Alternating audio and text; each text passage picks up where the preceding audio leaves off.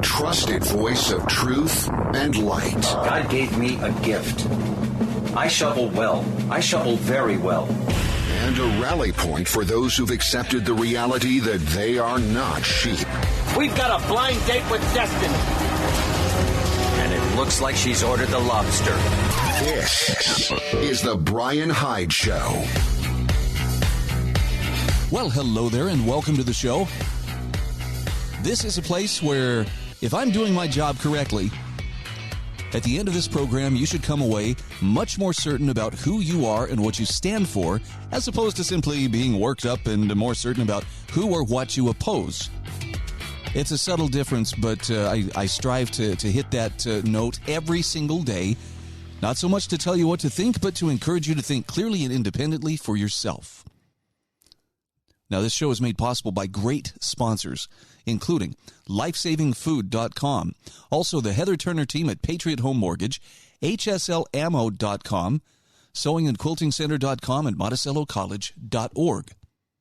So before I go too far, let me just pose a question here, because I know there are people checking me out for the first time. And, okay, Bryan, who are you and what are you all about?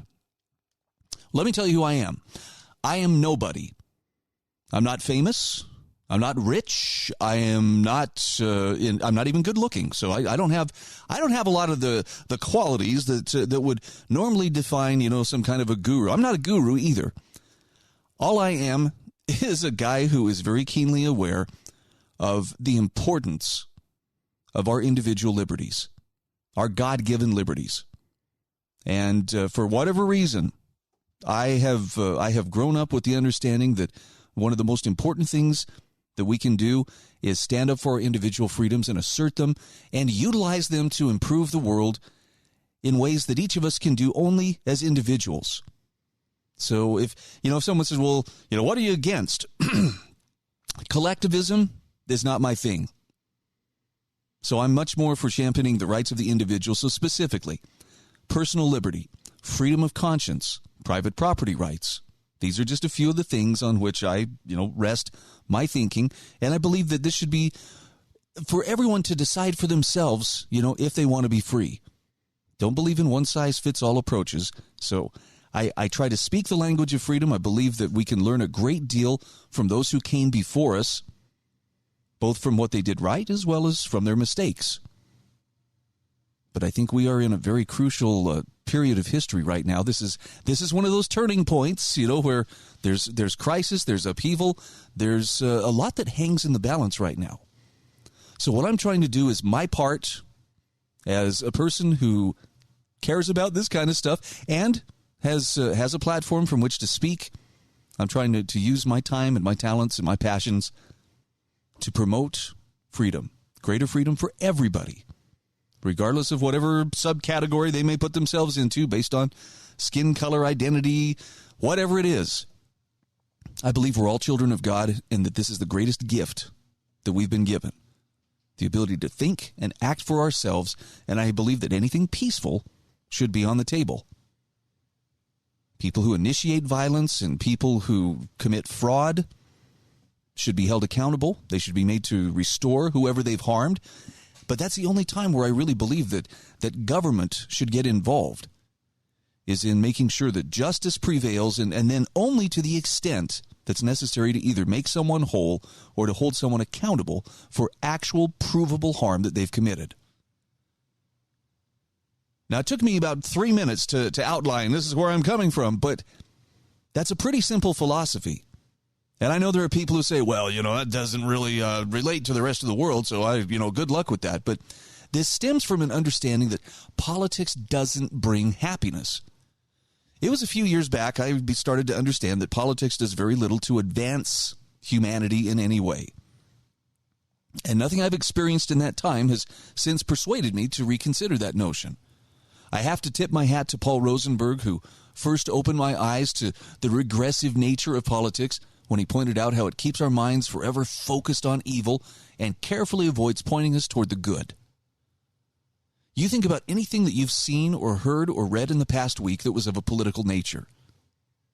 I mean, seriously, pick anything, And can you name one thing that wasn't in some way mired in base instincts like fear or tribalism or status? In fact, how many of the things you encountered on social media lately embody the tactic of transforming anybody with a differing point of view into some degrading, distorted caricature of who they really are? And it works both ways. Trust me, it works both ways here. But the fact that so many people have come to embrace this tendency as normal is a really strong indicator of just how deeply this pathology has infected and eroded our character. This is why people cheer when they see the state abusing, for instance, the truckers in Canada. They look at that and they're like, oh, yeah, good, they're getting what's coming to them. And they do this with the tone deafness of someone who doesn't even begin to comprehend that, first of all, it could be used against them and will be used against them at some point. But it also puts them in the same category of people who cheered when Rosa Parks was arrested for, how dare she sit where she wasn't supposed to on the bus. We got rules.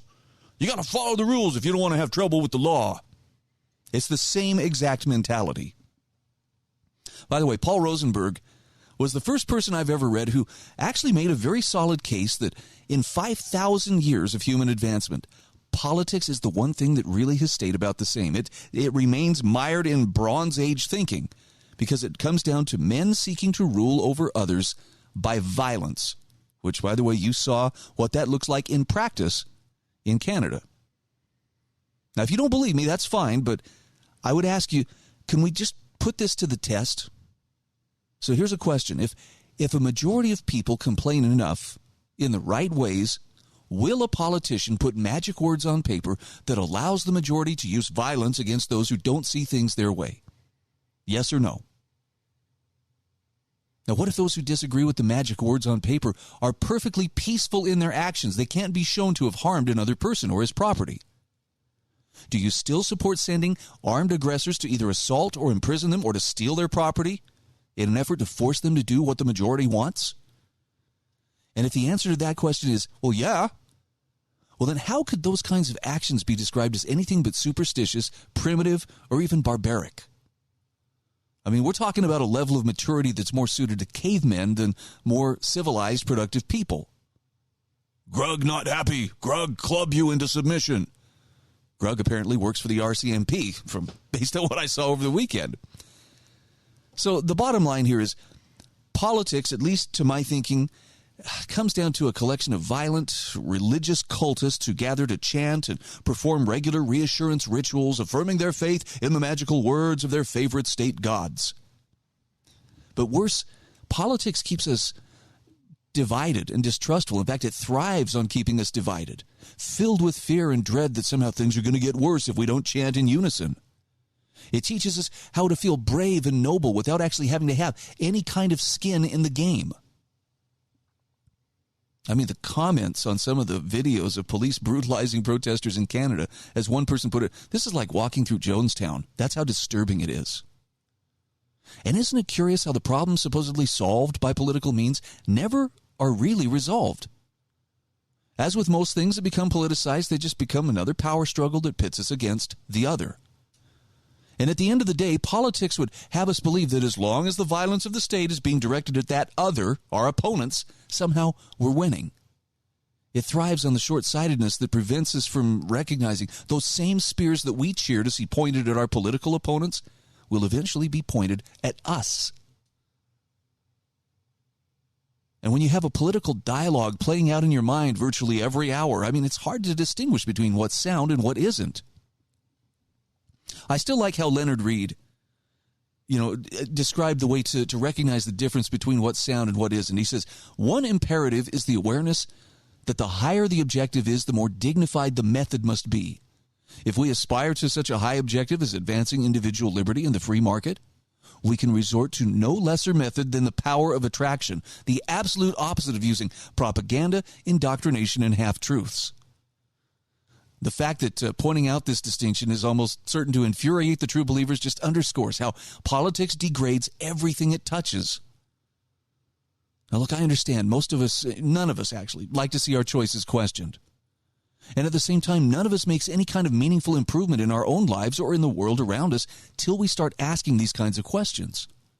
The more dogmatic we are in our thinking, the less likely we are to accept or recognize the kinds of truths that actually change us for the better. Now, it's possible to reduce your political footprint to the point that the negative influences are of minimal consequence in your life. But you have to first make a conscious effort to break the psychological addiction that politics provides. And where politics thrives on conflict and on negativity, we've got to train ourselves to see and celebrate the good and the noble. The positive is found all around us. There's abundant positiveness, or positivity, I should say. But once we've taken off the political blinders, it's a lot easier to recognize it. So I guess the bottom line here, changing the world for the better doesn't require superstitiously forcing other people to do what we think they ought to do. And if I've noticed anything, is that the folks who figured this out seem to be a lot happier than the ones who haven't yet figured this out. This is the Bryan Hyde Show.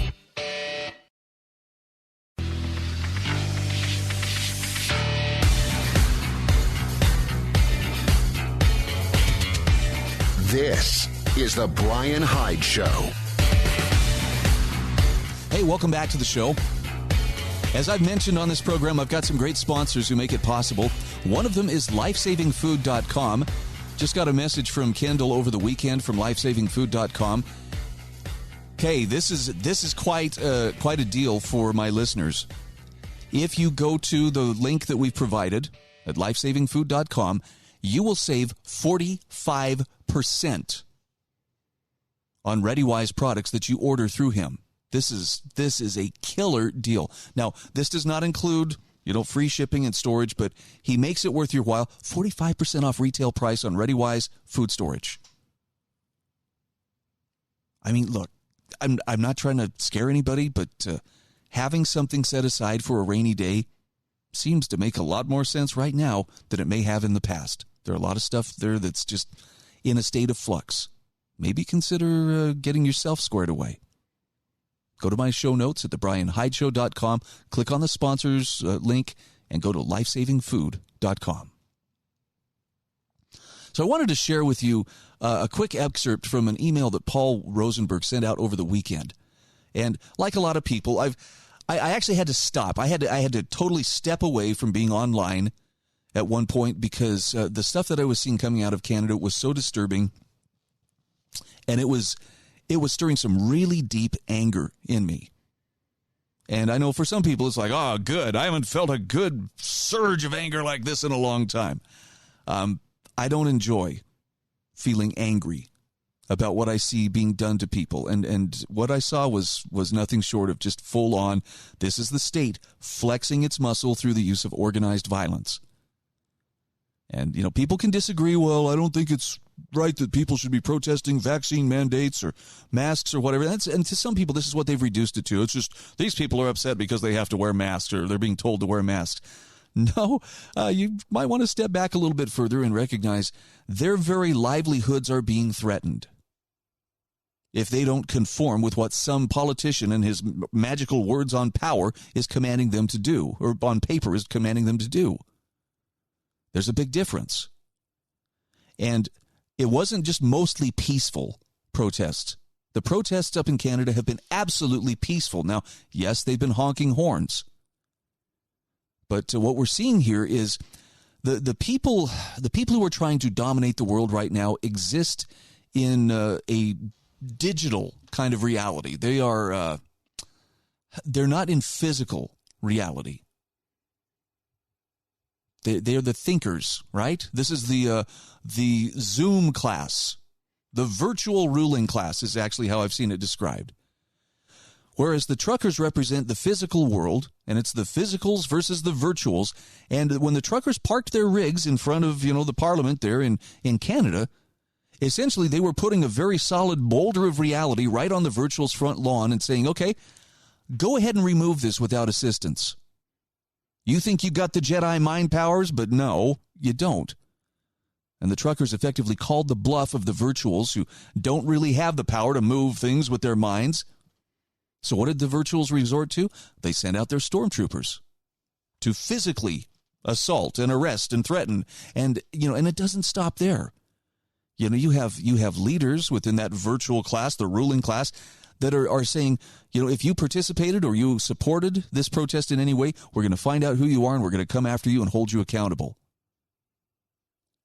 Wow.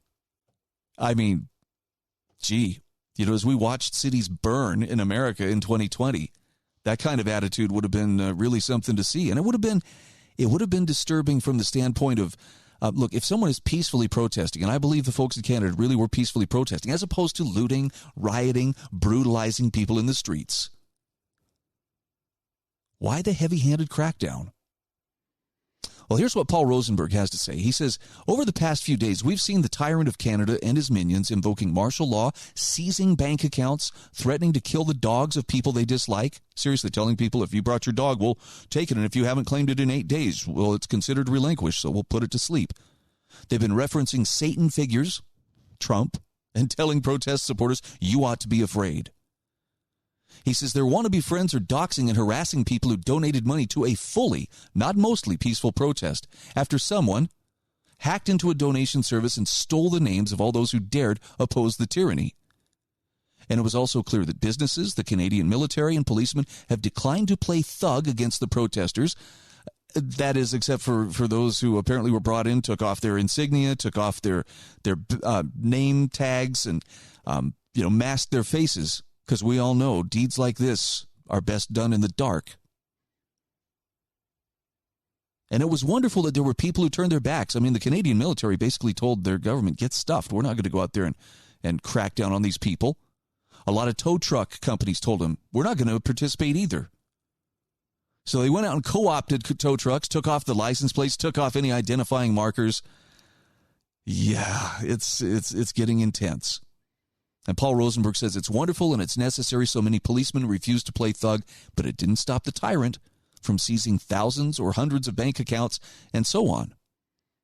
And his point is the tyrant wasn't stopped cold because he had a dozen ways to destroy his enemies without the enforcers, and then to keep pressure on millions at a time with continuing propaganda. And this happened precisely because of 100 safety-conscious choices. We have to do something about all those money launderers, whoever they are, so we have control of the financial system.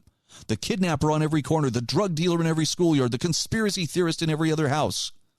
But wiring the system to protect us from these armies of monsters just made everyone vulnerable to the tyrant seated at the center of it all.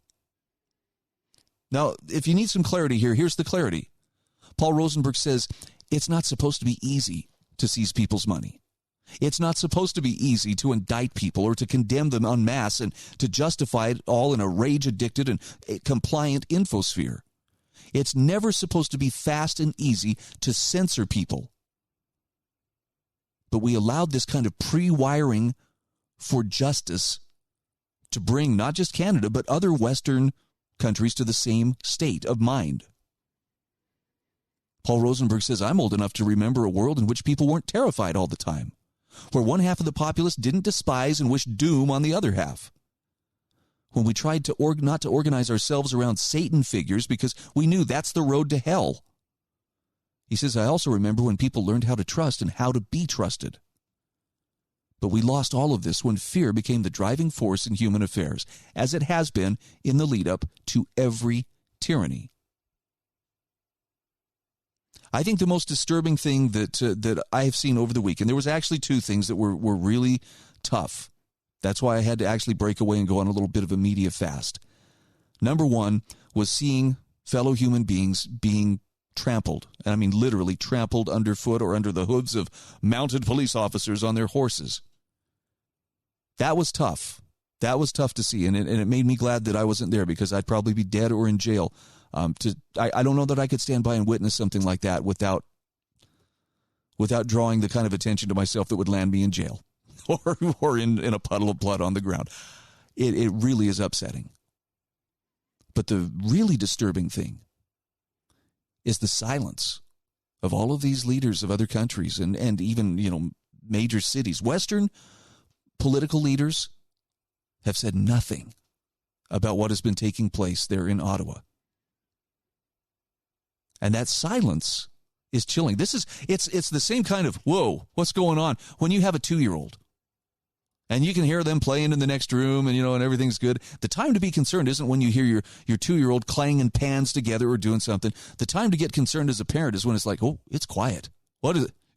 What is my kid up to? And then you go in, oh, I see you discovered the paint can. Oh, my goodness, you got it open. And you are busy painting the big screen TV. Wow. Well, it's the same sort of principle. When Western leaders are silent about absolute brutality being visited upon peaceful people in the streets, why are they so quiet? I can only assume it's because they're looking at that and going, hey, maybe that's something we can put to use. And since there's a truckers' convoy apparently forming up to head to Washington starting this week, we might just see if there's a similar response waiting. This is the Bryan Hyde Show.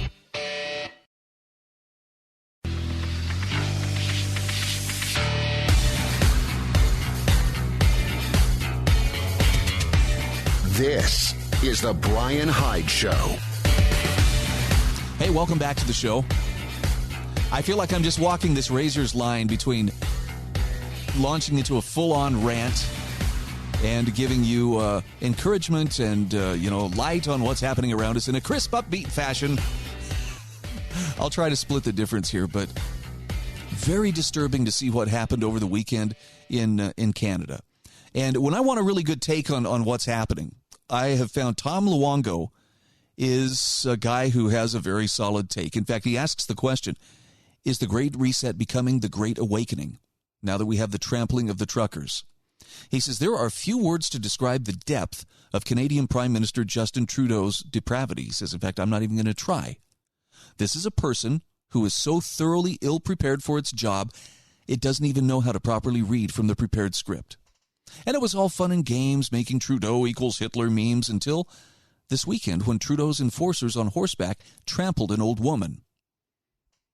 Now, any man with a sense of decency doesn't send men on horseback into a crowd. The only things worse than that are the people who are commenting on it with some variation of, well, she deserved it. Yeah, she could have gone home. Yes, she could have gotten the clot shot. Yes, she could have complied with whatever Justin Trudeau told her morality was. But Trudeau could have chosen differently as well. As opposed to acting like a scared little boy, worried about facing public ridicule, he could have sacked up and met with the protesters. But instead, he did what all boy emperors have ever done. He chose violence and intimidation. And those who blame the victims are worse than Justin Trudeau. They'll never admit it, even to themselves, but their belief in the state is, as a moral arbiter, is shaken to its foundation when things like this happen. So they bluster about playing stupid games, win stupid prizes. Empathy? Who needs that in Davos's Brave New World? Now, those against the protests have their reasons.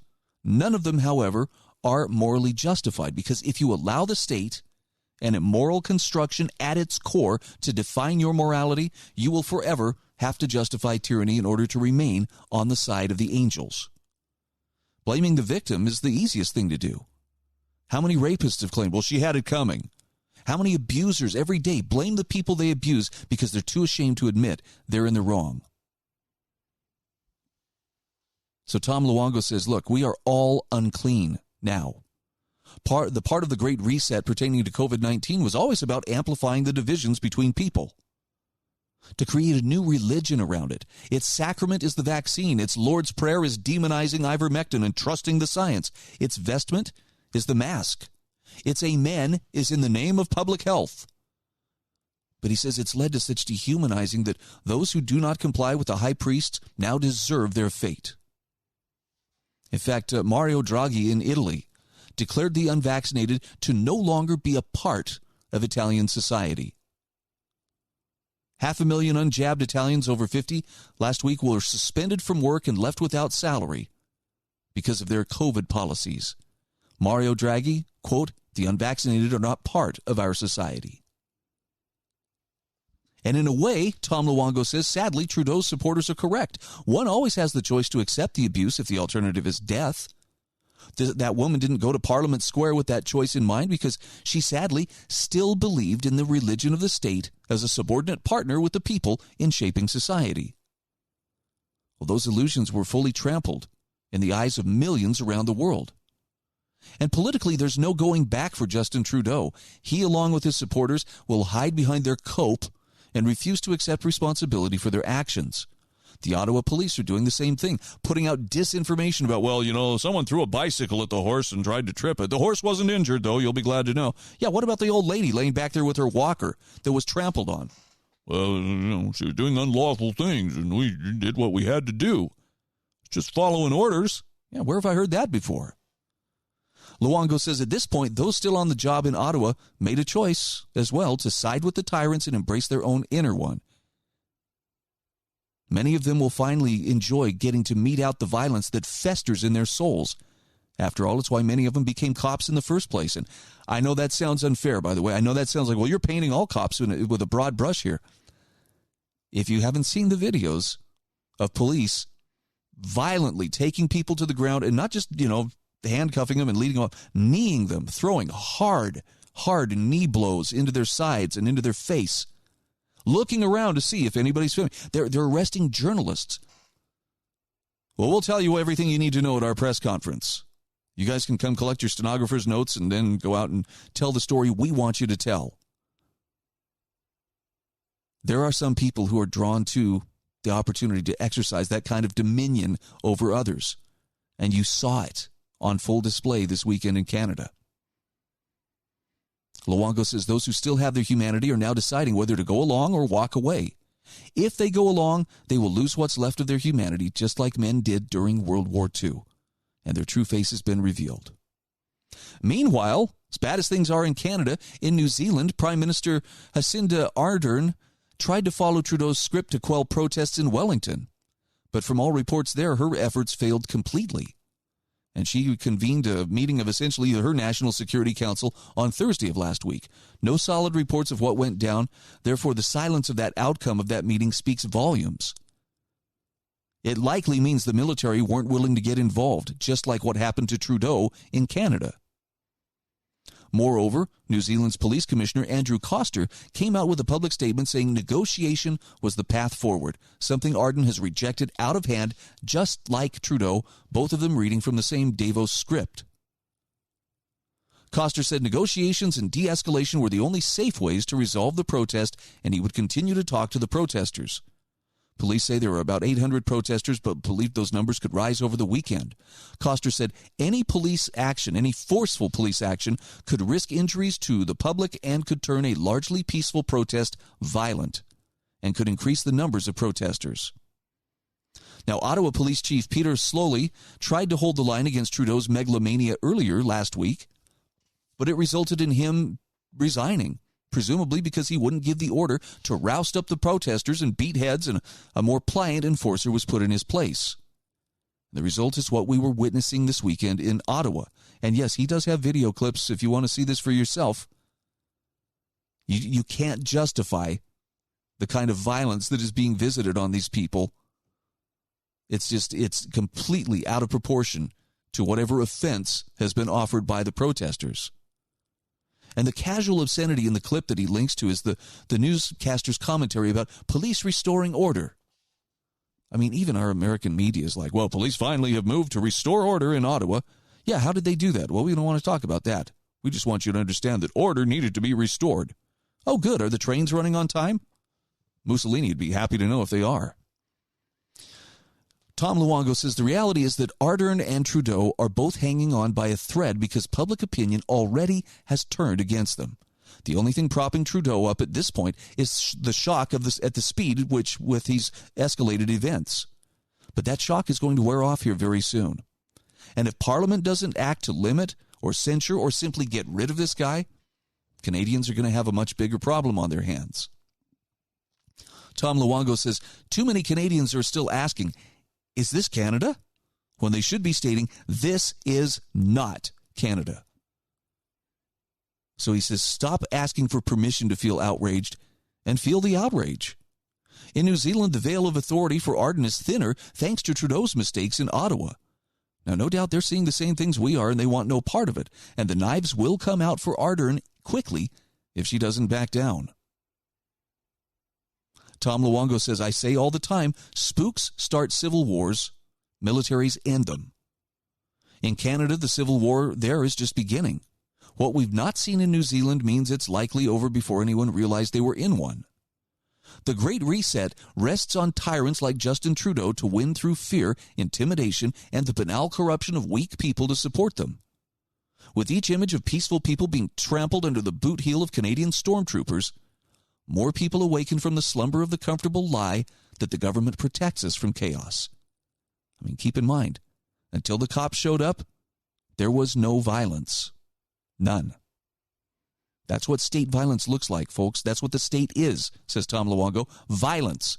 It always has been. This is why Klaus Schwab and his minions like Trudeau, Ardern, and others will fail. There is no law these people recognize. There is no restraint on their behavior they feel is justified for their holy cause. And he says the sooner we accept that, like many of the truckers who organized this protest, the sooner we can all begin bridging the divide. He says, I'll leave the last word for Viva Fry, who says, I've spent the last 12 days streaming from Ottawa. I did not see one shred of violence until the police showed up. Now, for some people, you might be hearing your pulse thundering in your ears. And, my job here is not to get you just angry and stirred up, but let's recognize injustice. And one of the truest tests of whether or not you are a person who is actually committed to freedom is whether you are willing to call out bad behavior on the part of the state and its organized violence when it's being directed at those people you would consider opponents. Smart people understand if it can be done to them, it can be done to me. And they'll come down on the side of I'd rather see the state limited than, watch my opponents suffer. That's the sifting that's taking place right now. This is the Bryan Hyde Show.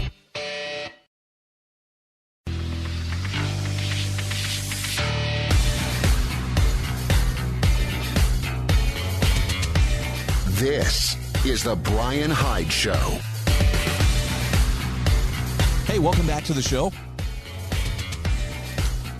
So, we've all had a pretty big object lesson in the difference between democracy and liberty. Politicians love to talk about democracy. Why, they're the very essence of who we are is democracy. And on January 6th, our democracy was threatened. And, that's what Trudeau has actually been saying in Canada. These truckers are threatening our democracy.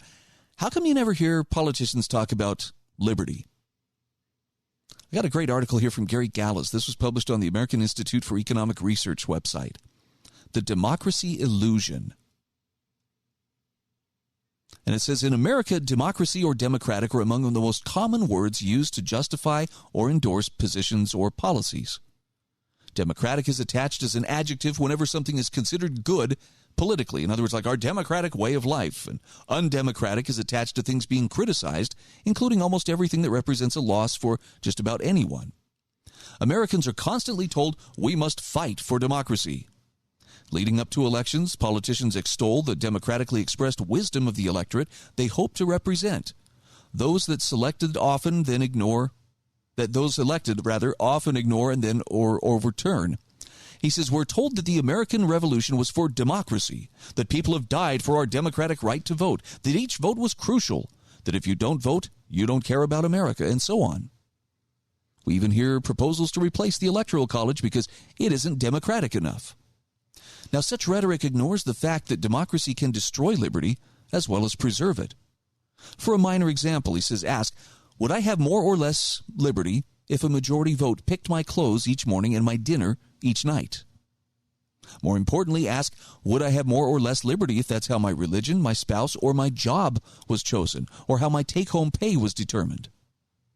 Currently, the democratic equals I approve approach has turned into a cottage industry about how America and the world face massive threats to our democracy. Good examples are President Biden's statement that democracy doesn't happen by accident. We have to defend it, fight for it, strengthen it, renew it. And his summit on democracy, ignoring the irony of how many things his administration has imposed or tried to impose against the wishes of most Americans. It's also illustrated by a Google search that turned up over 4.5 million hits for the term threat to democracy. Now, unfortunately, while democratically determining who will be entrusted with the reins of government may generally be the best hope to enable governments to change without bloodshed, although the precedent set by John Adams' acceptance of electoral defeat at the hands of Thomas Jefferson is also a critical American precedent. Democracy is not America's core. Liberty is. Democracy from America's founding on has been important only insofar as it served and defended liberty. You cannot take seriously our founders' words without coming to that conclusion. For instance, George Washington's statement that your union ought to be considered as a main prop to your liberty. The love of the one ought to endear you to the preservation of the other. It's why we have the Constitution, particularly the Bill of Rights. After all, what if the majority decided democratically, whatever they decided was always to be law? There'd be no purpose in restrictions that explicitly put certain rights against government impositions beyond majority determination. It's also why Alexis de Tocqueville wrote that liberty, not democracy, was the central reason for our country's greatness in democracy in America. Today, however, many fail to recognize liberty's primacy over democracy. And the lessons history teaches us about losing liberty despite or sometimes because of democracy. That also makes it important to refocus attention on that central issue that gets so little attention in policy discussions. He says the equation of democracy with liberty fails to distinguish between two quite different things. One is whether there's excessive power in government hands. The other is how those who will administer the government will be selected. Of crucial importance is that electing those who will wield excessive power does not eliminate or even necessarily reduce the threats such power poses to citizens the government is supposed to protect. After all, the test of dominant preference looks a lot like might makes right, which stands in sharp contrast with liberty. Or as James Bovard put it, democracy must be something more than two wolves and a sheep voting on what to have for dinner. Democratic determination also means that the wishes of those who are in the minority on any issue are irrelevant to the outcome, rather than providing any significant voice in a result that they will be forced to accept. Now, since all of us are in the minority on some issues, that's hardly an ideal to aim for. The importance of understanding the very large gap between liberty and democracy was well expressed by F.A. Harper in his 1949 Liberty, A Path to Its Recovery. Quote, consider all the acts of all the units of government for one day. How many among them were the proper functions of a liberal government? In how many instances did you have any opportunity or right to participate in the decision? If you disagreed with the decision, in how many instances was there anything that you could do about it? Your liberty in the process is that you enjoy the right to be forced to bow to the dictates of others against your wisdom and conscience. That's the direct opposite of liberty. Now, Gary Gallo says, Harper also recognized what is now driving an increasing wedge between democracy and liberty. We must remember that government, even of the best design, should be used only where, in the interests of liberty, it becomes necessary to arrive at a singleness in pattern of conduct. When we need not all agree about our desires and the trade-offs we're willing to make, which is true for the vast majority of choices, liberty is the best democracy, in that each individual's choices matter. Substituting political democracy for economic democracy when we need not agree on what to do gives each of us less liberty in our lives, which is why federalism and freedom tend to increase or decrease together. Gary Gallo says America is already far beyond what can be justified as advancing our mutual well-being, and our government seems determined to double down on how far it oversteps, a strategy which necessarily shrinks liberty and benefits only liberty, and the benefits rather that only liberty can provide. That makes it worth noting that a maximum of democracy means a minimum of reliable protection for citizens' rights, which in turn means a minimum of liberty. If we thought carefully about that, democracy would no longer be the go-to word for good in politics, and liberty might get more attention. I don't think you can find the word democracy anywhere within the Constitution. You find the words republic quite often, but not so much democracy.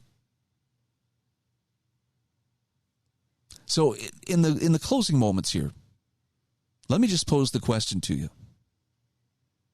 Would you cheer, would you celebrate seeing the power of the state used to punish someone who you are on the opposite side of a particular issue.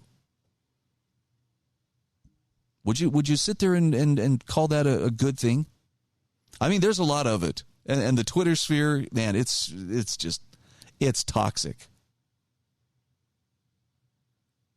But I don't think you and I should pretend that somehow, we're all above this. We're much more refined. Because I see people on the right who they thrive on making their opponents on the political left, bend the knee. So I come back to the idea. Politics really doesn't add that much to my life. And the funny thing about it is you point that out to people and some will say, well, Bryan, politics is everything. I mean, it sounds naive. You don't focus on the same things that I do. Well, you can call me whatever you want. This is one of the cool things.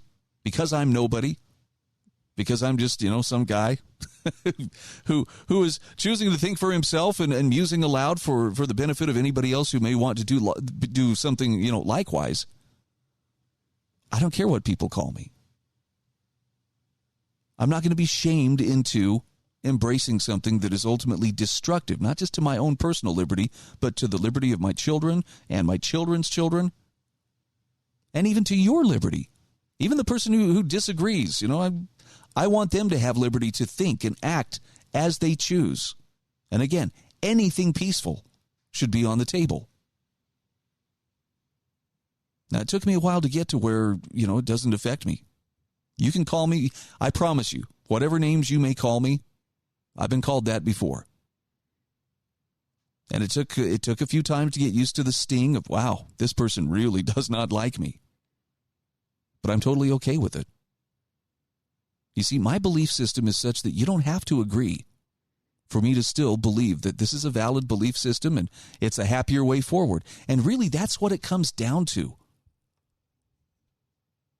I choose to follow those things that make me happiest in life.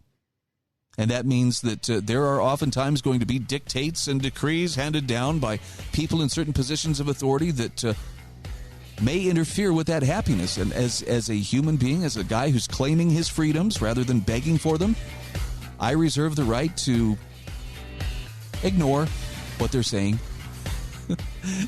That makes me a bad person in some people's eyes. But again, call me what you want. I don't care. This is the Bryan Hyde Show.